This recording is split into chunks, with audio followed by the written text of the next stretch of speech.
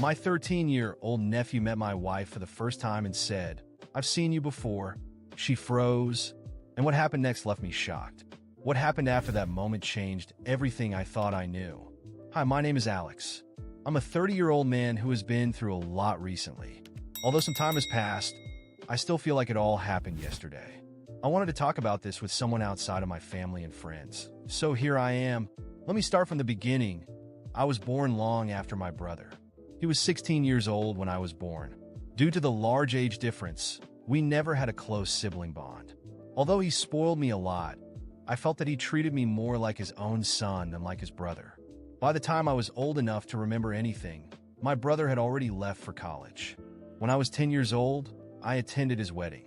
They were already expecting a baby at that time, so I was excited not just for the wedding, but also to meet my nephew and have another kid to play with. 5 months after the wedding, my nephew Tony was born. I still clearly remember visiting him in the hospital right after he was born. I was so excited to see his little face and felt an overwhelming amount of love for him. After Tony came home, I spent all the time I could with my brother to help take care of him. As the years passed, my love for Tony only grew. I always offered to take care of him whenever my brother needed help. Instead of seeing ourselves as uncle and nephew, Tony and I felt more like brothers. That's why it was so hard for both of us when I had to move to another state, Florida, to study and work. But I made sure to always call home and keep in touch with my family, especially Tony. The distance did not break our bond. In my last year of college, I met my wife, Kelly. She was a soccer star, and I still don't know how I caught her attention. Since I wasn't interested in sports at all, I spent most of my time reading in the library. But one day, Kelly found me there and started talking to me. What I loved most about her was how confident and charming she was. Later, after we had been together for a while, she told me that she was actually nervous to talk to me, but I would never have guessed it from the confidence with which she approached me. We went on several dates and quickly realized that, although we had different interests, we fit very well together. We shared the same sense of humor and spent all our dates laughing until our stomachs hurt. It didn't take long for us to make our relationship official. I always made it clear to Kelly how much I love my family, so she met them through many video calls. The only person I hadn't told Kelly about was my nephew Tony. Although Kelly had already met almost all the important members of my family, she still hadn't met Tony. However, I did talk about him a lot. One day, Kelly asked me why she hadn't met my nephew yet, even though I talked so much about him. I said, "Honey, I haven't introduced you to Tony because he's only 11 years old. I want to protect his innocence from my adult life." She replied, "I don't think 11 years old is too young. I'd like to meet him and be a part of his life too. Tony is the most important person to me, but he's still a child. He doesn't need to be involved in my romantic life," I explained. "It seems like you're keeping me away because you doubt the future of our relationship," she said. "What? That's not true at all," I assured her. "You were afraid to introduce me to Tony in case things didn't work out between us. You don't want to introduce him to someone who won't be a constant in his life," she continued. "You've got it all wrong. It's about protecting him, not doubting us," I said. Okay. Let's just leave it alone. Just understand that I see a long future for us," she said. "But I'm simply not ready to mix our worlds yet," I explained. I understood why Kelly was upset, but I wasn't ready to involve Tony in that part of my life. I wanted to protect Tony's innocence, even though deep down I knew I wasn't really doing that. In my mind, he was still that baby I met for the first time in the hospital, and I wanted to keep seeing him that way, at least until he became a teenager. 2 years after we graduated from college, Kelly asked me to move in with her, and I gladly accepted. I was excited to live with a woman I was so deeply in love with. During that time, I also met Kelly's entire family. Kelly was still a little hurt that I hadn't told Tony about her, but she decided to let it go instead of insisting on the subject. I could tell it still bothered her because she would mention it briefly before changing the subject. When Tony turned 13, I waited a couple of months before finally telling him about Kelly. One day we connected on a video call while Kelly was out running. "Tony, I have something to tell you," I said. "What is it?" he replied. "I have a girlfriend." "Really? Oh my God. Tell me everything," he exclaimed. "Her name is Kelly. We met in college, and we've been together since my senior year." "Is she a good person?" he asked. "She's the best. You're going to love her, I assured him. Then I can't wait to meet her. Well, we were actually planning to come over for Thanksgiving. Wait, seriously? That's bad timing. What do you mean? I asked, confused. I got into that boarding high school I've been talking about for years. I have to be there next month. That's amazing, Tony. I'm so proud of you. Yeah, but I won't be there for Thanksgiving. Don't worry about that. Anyway, I'm planning to marry Kelly, so you'll have plenty of time to meet her. You're already planning weddings? I love it, he said, laughing. Tony looked directly at Kelly for a few seconds, his eyes carrying confusion that quickly turned into recognition. Before I could ask what was happening, he pointed at her with a surprised expression. I've seen you before, Tony said, clearly confused. Kelly went pale, as if all the blood had drained from her face at once. I looked from one to the other, trying to understand what was going on. Tony's words echoed in my head, and I felt a chill down my spine. Something was clearly wrong. Where have you seen her, Tony? I asked, trying to stay calm, while Kelly seemed unable to move or speak. Tony hesitated for a second, as if trying to recall some specific detail. She's Dad's girlfriend. I've seen her at our house several times, Tony replied, frowning. I thought you knew each other, since you were always there too. My mind stopped. Every word he said felt like a blow. Dad's girlfriend? The world around me began to spin, and I felt my throat go dry. I looked at Kelly, who now had wide eyes and a look of pure panic. This isn't true, is it, Kelly? I asked, my voice low, almost a whisper. Every second that passed without a response from her felt like an eternity. She finally opened her mouth, but no words came out. She just mumbled something incomprehensible. Tony was looking at both of us, clearly realizing that he had said something important, and maybe even wrong. Alex, I can explain, Kelly finally managed to say, her voice trembling. Explain what? I demanded, now feeling the anger grow inside me. You were with Tony's dad? You were cheating on me? With my brother? I couldn't believe what I was hearing. All that love, all that trust, the conversations about marriage, everything now felt like a big lie. And the worst part was that Kelly couldn't even deny it. She just looked at me with pleading eyes, while Tony seemed to realize for the first time that something was very wrong. It wasn't supposed to be like this, Alex, she started, but I was already losing my patience. Since when, Kelly? I demanded, my voice now sharp. Since when have you been cheating on me? She lowered her head, tears streaming down her face. I knew the truth was coming, and part of me didn't even want to hear it. But I needed to know. Since before we moved in together, she admitted, her voice barely audible. I stood still. Before we moved in together? That meant that while we were making plans for our life together, while I was introducing her to my family and talking about the future, she was betraying our trust. Not just cheating on me, but cheating on me with my own brother. A knot formed in my stomach, and I felt nauseous. So that's why you insisted so much on meeting Tony, wasn't it? I asked, my voice filled with contempt. Because you already knew my brother and wanted to keep up appearances. You wanted everything to look normal while hiding your visits to his house. How could you? Kelly began crying more intensely, covering her face with her hands. Tony looked shocked, not knowing what to do or say. He was a 13-year-old kid trapped in adult drama, and I felt a deep pain realizing that he was involved in all of this. You were never honest with me. I continued, my voice now almost breaking. I loved you, Kelly. I was planning to marry you, to introduce you to Tony because he is the most important person to me. And now I find out you were with his dad? How could you do this? She tried to approach me, extending her hand, but I took a step back, refusing any contact. Please, Alex, I made a mistake. It was a mistake, she pleaded. A mistake? I laughed bitterly. This wasn't a mistake. It was a series of choices. You chose to deceive me, chose to be with my brother, chose to lie to me day after day. There is no excuse for this, Kelly. At that moment, Tony started crying as well, feeling the weight of everything that was happening. I didn't know, Uncle Alex. I thought you knew about all of this. He sobbed, his eyes wide with despair. I approached Tony, kneeling down to be at his level, trying to ignore the whirlwind of emotions inside me for a moment to comfort him. It's not your fault, Tony. You didn't do anything wrong, okay? I said, my voice softening a little as I placed a hand on his shoulder. You just told the truth, and you are not to blame for any of this. Tony nodded, still crying. I turned to Kelly, who was still standing there, with the expression of someone who knew everything was over. I want you to leave, I finally said, my voice cold and determined. It's over, Kelly. I don't want to see you anymore. You destroyed everything we had. She tried to argue, but I raised my hand, signaling her to stop. Leave. Now. Kelly hesitated, but then she turned and left, still crying. I stayed there, kneeling beside Tony, trying to process everything that had happened. I felt a mixture of deep sadness and intense anger.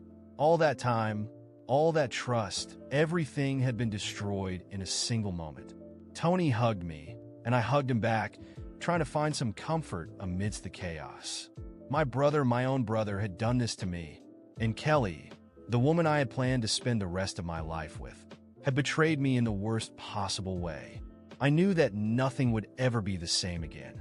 After Kelly left, I remained silent for a while, still hugging Tony. The pain of betrayal and the revelation was intense, but something else began to grow inside me. The need for answers. I needed to confront my brother.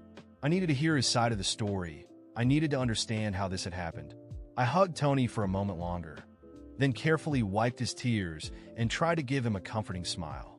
It's going to be okay, Tony, but now I need to sort some things out with your dad, all right? I said to him. He just nodded, visibly shaken. I didn't want to involve him more than he already was, so I left him with my mother, who was visiting and had noticed that something very serious had happened.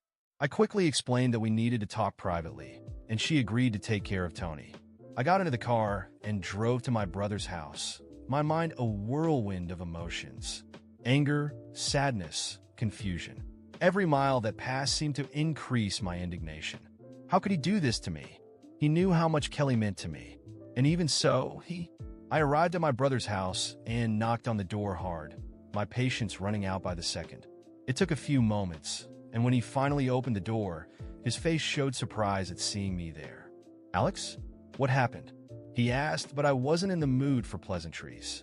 We need to talk now, I said, walking past him and entering the house. He closed the door behind me, clearly confused by my attitude. Sure, what's going on?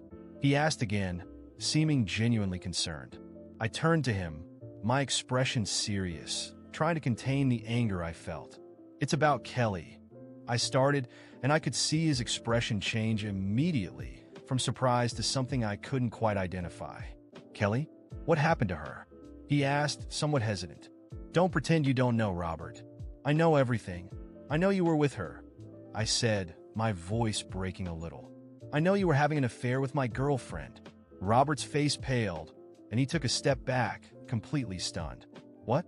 Alex, wait. Where did you get that from? He stammered, clearly in shock. Tony told me. He recognized Kelly and said she was your girlfriend. How could you do this to me? How could you betray me, your own brother, like this? I exploded, feeling the anger bubble and the tears form in my eyes. Robert looked completely lost. He opened his mouth several times, trying to say something, but nothing came out. Finally, he took a deep breath and shook his head. Alex, I didn't know it was Kelly. I never knew she was your girlfriend. She never introduced herself as Kelly to me. He said, his voice desperate, trying to reach me. She told me her name was Rachel. For a moment, I was speechless. My mind was in a state of confusion, trying to process what he had said. Rachel? She was pretending to be someone else? But even so, the betrayal was still there. Do you expect me to believe that? I asked, my voice filled with pain. Do you want me to believe you never realized she was the same person? And even if she used another name, you were still with me while being with another woman. You still betrayed me. Robert seemed on the verge of tears now. He ran his hands through his hair, his expression full of regret and despair. Alex, I didn't know. I swear I didn't know it was the same person. We met about 1.5 years ago, and she told me she was single. I never connected the dots. I never thought you and she could be the same person, he said, his voice breaking. If I had known, I would never have done this. I swear, Alex, you're my brother. I would never hurt you like that on purpose. There was sincerity in his eyes, and that only made the situation even more painful. Because even if he didn't know, even if Kelly had pretended to be someone else, the fact was that my own brother had gotten involved with the woman I loved, and nothing he said could change that. It doesn't matter, Robert. You were with me while maintaining a relationship with another woman. I trusted you, and look where that got us. I said, feeling the anger turn into something darker, a deep sadness, a sense of loss that seemed impossible to overcome. Robert approached me, trying to reach out, but I took a step back, refusing any contact. Please, Alex, forgive me. I would do anything to undo this, anything to regain your trust, he said, tears now running down his face. I looked at him for a long moment, seeing the regret in his eyes, and something in me knew he truly hadn't meant to hurt me. But the damage was done, and there was no going back. It didn't matter that he didn't know. It didn't matter that he had been deceived by Kelly. The pain was there, and I couldn't just pretend everything was okay. I need to leave, I finally said, my voice low and emotionless. I can't stay here. I need time. I need space. You hurt me, Robert, and I don't know if I'll ever be able to forgive you. He nodded, the pain clear on his face. I understand. Just please know that I love you, Alex. You're my brother, and I would give anything not to have caused you this pain, he said, his voice broken. Without saying anything else, I turned and left the house, feeling an overwhelming weight on my chest. That wasn't the outcome I wanted, but it was the only one I could accept at that moment. I left without looking back, knowing that my relationship with my brother would never be the same. As I drove back home, the emptiness inside me seemed to grow, absorbing every positive thought I might have had. It wasn't just Kelly that I had lost, it was also the trust in my own brother. I needed space. I needed time to figure out how to move forward. And above all, I needed to find a way to deal with the pain and betrayal that seemed to have torn every piece of my heart apart. When I got home, I found Tony sitting on the couch, his eyes still red. He looked at me, as if searching for some sign that things could go back to normal. I just sat next to him and hugged him, feeling my own tears fall again. It's gonna be okay, Tony, I whispered, more for myself than for him. We're gonna be okay. Somehow we'll get through this. And there we stayed, just two brothers, trying to find comfort in each other, while the world around us seemed to have crumbled. When I prepared to leave my mother's house, Tony came to me, his eyes still red from crying. He seemed unsure, as if he didn't know whether he should say something or just stay silent. I couldn't leave him like that. He wasn't to blame for anything that had happened, and as broken as I was, I didn't want him to feel responsible. Uncle Alex, Tony began, but the words wouldn't come out. I simply approached him and hugged him tightly. I felt his small hands wrapping around me, and he started sobbing again. That moment hurt more than anything else. I had always wanted to protect Tony from anything painful or difficult, and now there he was, hurt by something I could never have prevented. It's going to be okay, Tony. I promise, I said softly, holding back my own tears. I didn't know if it would really be true, but in that moment, it was what he needed to hear, and it was the promise I was willing to try to keep. I hugged him for a long moment before pulling away and running my hand through his hair. Take care of your dad, all right? And take care of yourself too, I said, trying to give him a reassuring smile, even though inside everything felt like it was falling apart. Tony nodded, his eyes still wet with tears, and I finally stepped away, giving him one last wave before leaving the house. I knew there was still a lot to resolve, but for now, I needed distance. I needed time to breathe and figure out how to move forward. When I got home, I was greeted by a flood of notifications on my phone. Messages and more messages from Kelly. She was begging to meet with me, to talk, and try to work things out. Words like, "I'm sorry," and "please forgive me" were repeated in almost every message. I just sighed and, with the same determination I had when I sent her away, deleted each one without even opening them. That chapter of my life was closed. In the following days, it felt like I was trying to navigate through unknown territory, one day at a time. I went to work, came back home, and focused solely on maintaining a routine. Sometimes it felt like I was on autopilot, just going through the motions that kept me moving without really processing what had happened. But I knew I needed that. I needed time to heal, even if that healing came through the simplest, most mundane routine. It was at work that I found a kind of refuge. I threw myself into my projects and dedicated myself fully. I volunteered for any extra task, took on responsibilities that others avoided, and made sure to deliver everything in the best way possible. Not because I was seeking recognition, but because I needed to occupy my mind. I needed something to remind me that I still had value. As time went by, I began to see the fruits of that effort.